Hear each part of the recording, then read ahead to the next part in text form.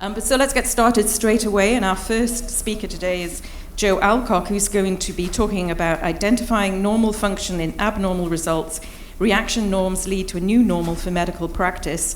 Joe's from the University of New Mexico and has been one of the few active medical doctors who's been contributing from very early on to evolutionary medicine. So welcome, thank you.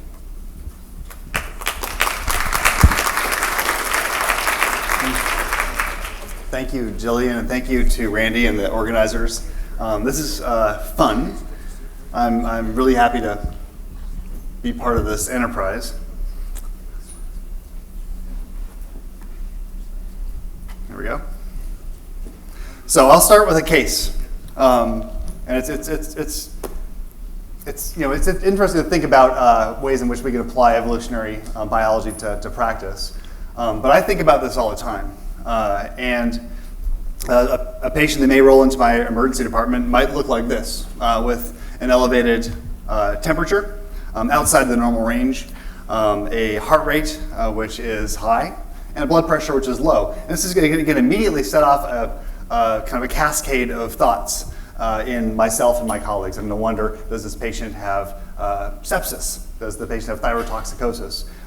So we use abnormal values to guide medical decision making and to kind of risk stratify and make decisions about who can go home, who needs to be admitted, who needs to go to the intensive care unit. And in fact, we know it's been work done at my institution has shown that if we send people home who have abnormal findings, abnormal vital signs, they're more likely to die or come back to the emergency room moribund. We don't want that to happen. So there's a great utility in looking at normal versus abnormal. However, I would counsel that an overly simplistic view of normality is not at all helpful. And I think that using an evolutionary medicine perspective can shed some light on this question. So most findings fall on a nice normal bell curve. Most vital signs, many patient parameters will follow a distribution that looks something like this. And again, we're reassured if our patient falls somewhere in the middle of this. But should we be? Some normal patients are going to be out on the tails and will be flagged as abnormal when in fact they are not. But then the other bigger question is, what should we do about it? I think that for most physicians, we assume that if someone has an abnormal finding, then there's some problem with homeostasis. The body is having, there's some issue with maintaining a stable internal state. And again, there's a entanglement of normality and homeostasis as two kind of guiding principles in medicine. And again, I think that overemphasis on both of these principles is too simplistic. And that is because there is more than one normal. So maybe we ought to think about this in terms of optimality and in terms of there being multiple normal states depending on context. And we know this is true from biology, that depending on the environment that an organism finds itself in, the phenotype can be different. There isn't a single state or even a single optimum that typifies most organisms. So for things that we measure in the emergency department, maybe we ought to think about there being different optima for different conditions. Perhaps what is abnormal in pneumonia or in sepsis really is normal for that disease state. And this would be, I think, a sea change in terms of approaching these problems a little bit differently than we normally do. So transitioning from fitness landscapes to real landscapes, we'll give you a human example. Anybody recognize this mountain? It's Cotopaxi in Ecuador. I was near the top of this mountain. It's the highest I've ever been, over 18,000 feet. But I think altitude provides a good example of a human reaction norm. We know that there are a variety of physiologic changes that accompany staying at high altitude environments. And our bodies change in response to the hypobaric hypoxia that accompanies high altitude exposure. And one of the things, probably the best known example of this is that oxygen carrying capacity increases over time. We make more red blood cells, and this can be reflected by an increased hemoglobin with altitude exposure. So these are some data that Cynthia Bell kindly provided me. And from different studies looking at mean hemoglobin in males. And in fact, there's a nice linear relationship when you present the hemoglobin on a log scale. Positive relationship between high altitude and higher hemoglobin. This makes sense. This is adaptive to the organism in that it's beneficial to have increased oxygen carrying capacity up to a point when confronted with low partial pressure of oxygen. And this is, so I live in Albuquerque, which is, my home is near 6,000 feet elevation. And my hemoglobin undoubtedly is higher than those of you that came from sea level. That doesn't necessarily mean that I'm abnormal. I may be actually better equipped to deal with the environment in my home, even though I was born at sea level, and I'm a genetic lowlander. But I may be better. I may have the fact that I have more hemoglobin is a useful trait, although it may have costs if it's overexpressed. So altitude exposure is one example. Pregnancy is another. So we know that for every trimester, there's a whole range of values that we measure. Hemoglobin being another example. Hemoglobin is actually lower during pregnancy because the pregnant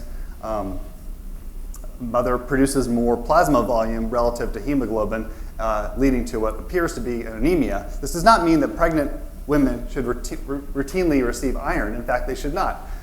What we're seeing as a low hemoglobin is really a normal feature of pregnancy. So abnormality can be normal. And so I think I've given you a couple of examples. How about disease states? Are things ever appropriately abnormal during diseases? So let's take a look at our first example, which was a patient with sepsis. So these are real data from the University of New Mexico. We have a registry of patients that come in with critical illness, and the light gray bars represent the normal range. The dark gray are patients that come in with the sepsis syndrome. And we see a variety of changes. I'll bring your attention to the white blood cell count. This is an example of having a high white blood cell count may not be a bad thing in sepsis. It represents sort of an appropriate mobilization of immune resources to fight an infection. But how about this one? Here we see the glucose is very typically elevated in patients that have sepsis. Is that good? Is that bad? Let's examine that. So this title, I think, betrays the conventional way that this is approached, that hyperglycemia is a metabolic, self-destructive kind of problem. This is a paper I just pulled off PubMed, recently published. This is the traditional way that high blood sugars are approached in sepsis. But there's another way that we can look at it, and this is exemplified by the next title, that stress hyperglycemia is an essential survival response. So what is it? Is it maladaptive, or is it essential and perhaps adaptive if you're sick? So there is, if you look at the biomedical literature, there is controversy right now about whether high blood sugars is good or bad, and really what we should do about it. A study that was performed a few years ago examined this question. They did a randomized controlled trial. They looked at 6,000 individuals, 3,000 of which were randomized to normalization of blood sugar with intensive insulin treatment. The other 3,000 were allowed to ride a little bit higher and were less intensively treated. The bottom line of this study is that those who were normalized, efforts to actually bring the blood sugar back to the normal range with intensive insulin died at a faster rate than those in which we tolerated higher blood sugar. So here may be an example in which normalization is bad. We could speculate about what the potential adaptive benefit of having a high blood sugar is during sepsis. But the lesson that I want you to take from this is that when we just have a knee-jerk reaction to try to normalize things, we're not necessarily doing a good thing. In fact, we may be doing more harm than good. And I think that happens more than we think. So this viewpoint can be shown in this graphic. So on the lower axis here we have the reading or the finding. And we often find that during illness states, the findings are different. And in fact, the mortality may be higher. But that doesn't mean that if we normalize, in this instance with insulin, that we're going to bring the mortality down. In fact, we often do the opposite. So I want to show you a list of examples from literature for critically ill patients The first one being activated protein C. It was noted that during sepsis, patients oftentimes have low levels of an intrinsic protein C, which has anticoagulant and anti-inflammatory properties. So it was thought that if we give more of this protein, that we can improve survival. And that was the standard of care for about 10 years. But a recent study showed that, in fact, doing that doesn't help, and in fact increases complications and increases bleeding. So again, we are not doing our patients any kind of favor by giving them protein C. Another example would be low blood pressure and penetrating trauma. We feel better when patients come in and we've given them some fluids and their blood pressure comes up. We're reassured by that, but in fact, patients die more readily when we give them fluids and increase their blood pressure. If you're a victim of penetrating trauma, it might be good to have a low blood pressure rather than having a normal blood pressure. And the reason for that is that if the pressure is high, more blood squirts out. This is a fairly simple phenomenon, right? It's not complicated. This graph, though, I'm not going to go over each one of these because of time, but suffice to say that there are many examples. In fact, most of the examples from critical care medicine support the idea of doing less. So less is more, being less aggressive. There's a colleague in emergency medicine whose mantra is maximally aggressive care. I agree. I'm a minimalist. I think that we ought to advocate for doing less whenever possible. We ought to think about the risks and benefits of our interventions, and we ought to think about the possibility that some of the changes that we see during illness might in fact be adaptive reaction norms. And that, again, is I think a sea change for how we approach findings in medicine. So along the lines of this table, this is a paper that was published yesterday in the New England Journal.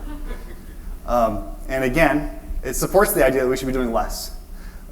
In patients with septic shock, so these are body-wide systemic infections, it's thought that we should aggressively treat oxygen delivery and blood pressure, more or less shown by this scheme here, blood pressure, oxygen delivery, and venous pressure, and give it maximal interventions. This study shows that is not the case, that we actually don't do any good. These are expensive interventions, and we don't improve survival, and we actually increase the complication and organ failure rate on these patients. So we should be doing less. It is also true that for all kinds of medical interventions, this is from the British Medical Journal, only a quarter of the things that we do that have been subjected to testing have been shown to be useful. The rest are either ineffective or harmful, or we just don't know. So there's a great room for trying to figure out what we should be doing as physicians in the emergency department. So I'm going to end with this idea that maybe we should be looking for adaptation. Maybe we should be looking for adaptive reaction norms. There was a conference in Germany. Some of the members of this group attended. And we came up with a scheme to try to identify potential adaptation in abnormal findings that is illustrated by this mnemonic DOX. So the D stands for death. The abnormality shouldn't kill you. O stands for other organisms. It shouldn't be manipulated by some infecting organism or another genome. It needs to be complicated and coordinated. Stereotypical happens in everybody with evidence of a new physiologic set point. If these conditions are met, it's conceivable that what we're looking at is an adaptive reaction norm. And in fact, we find that altitude, elevated hemoglobins, and pregnancy, low hemoglobins fit this bill pretty nicely. In sepsis, hyperglycemia does the same thing for most part. And finally, the way forward might be to look in a systematic way at patient findings. So number one, let's define the distributions in healthy and disease states. Let's subject the parameter change to these DOX heuristics. Let's then, if it looks like something could be an adaptive reaction norm, let's test something with a randomized controlled trial or a meta-analysis. And if that's the case, we may end up changing our threshold for intervention or abandoning a therapy altogether. And with that, I will end.